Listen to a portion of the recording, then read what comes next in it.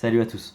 Dans la vidéo d'aujourd'hui, qui va être une mini vidéo sur un sujet qui est assez sympa.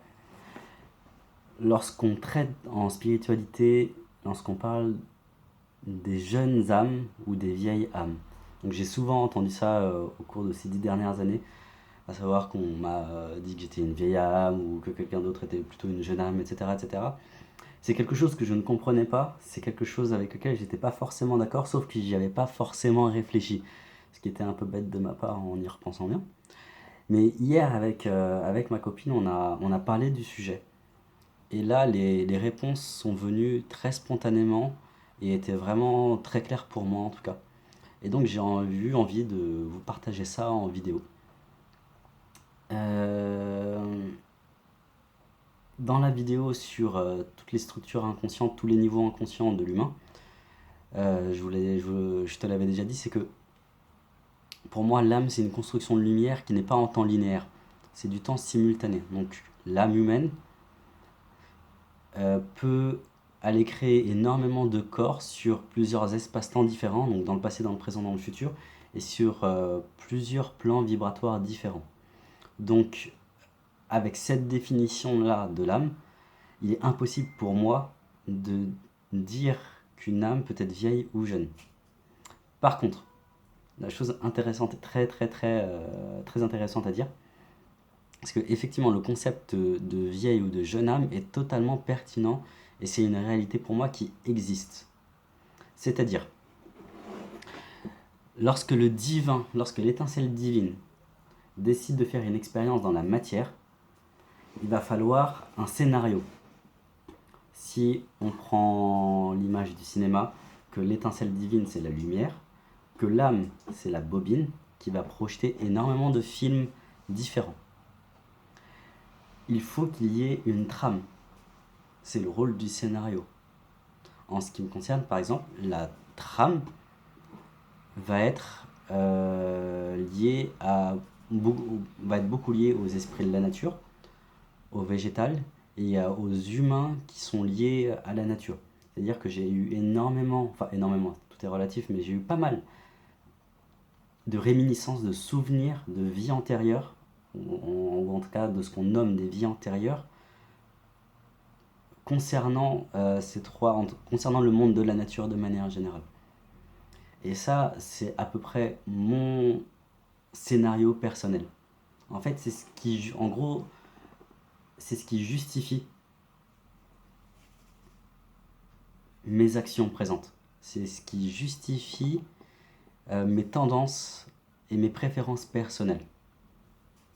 Et donc, l'âme qui construit le scénario va choisir un peu une trame et elle va un peu piocher dans tous les espaces-temps et sur tous les plans vibratoires différents pour choisir quelles vont être les vies antérieures adaptées à ce que le futur humain va vivre en tant que chemin d'âme. Parce que l'âme construit aussi des concepts, des chemins de vie, pardon, construit aussi des concepts qui va être un fil directeur. Et il faut, étant donné on est des êtres humains et qu'on a besoin d'avoir des raisons un peu plus rationnelles pour pouvoir fonctionner, l'âme va construire ça à travers les karmas, les vies antérieures, etc. Et moi, le fait d'avoir des vies dans la nature, donc en tant qu'arbre, en tant que végétal, en tant qu'esprit de la nature et en tant qu'humain affilié à la nature, ça valide totalement, c'est pas le mot que je voulais dire, mais ça valide totalement le fait que je m'intéresse et que j'ai des perceptions qui sont liées à ça dans cette vie-là.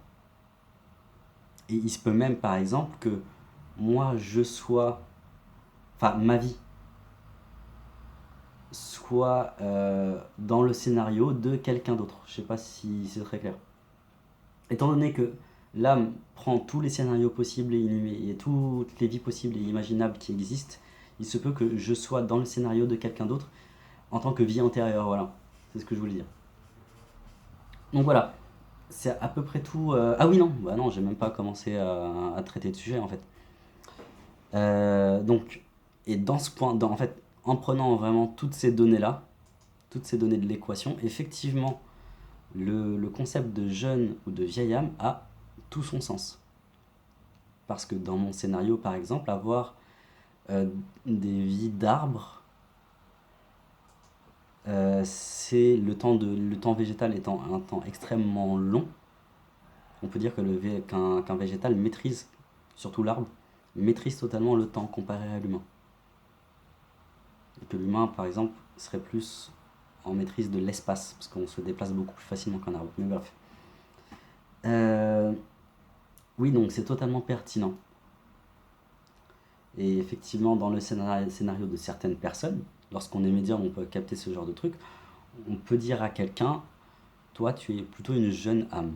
Mais il faut vraiment garder à l'esprit que tout ça ne sont que des constructions, des niveaux de rêve. Ce sont des rêves que l'on vit. Et au final, ça sert, c'est totalement pertinent de les vivre, mais ce n'est pas pertinent de s'y attacher à outrance. Parce que le but de la vie, c'est d'évoluer et de transcender notre condition initiale, même au niveau karmique et vie antérieure. Donc voilà, si la vidéo vous a plu, n'hésitez pas à mettre un petit pouce vers le haut, à la partager. La prochaine vidéo que je vais faire, ce sera début de semaine prochaine, sera sur les karmas, les corps énergétiques, non, les chakras. Donc, quelles sont l'utilité des chakras? Qu'est-ce qu'un chakra? Et surtout, la nouvelle trame, j'expliquerai un peu la nouvelle trame énergétique qui est en train de se mettre en place en ce moment depuis quelques mois en fait. Et qui fait que petit à petit, tous les jolis tableaux, les jolis dessins avec tous les corps énergétiques, les 7 ou plus de corps énergétiques, est en train de devenir obsolète. Voilà. Passez une très bonne fin de journée, un bon dimanche et à la semaine prochaine. Salut.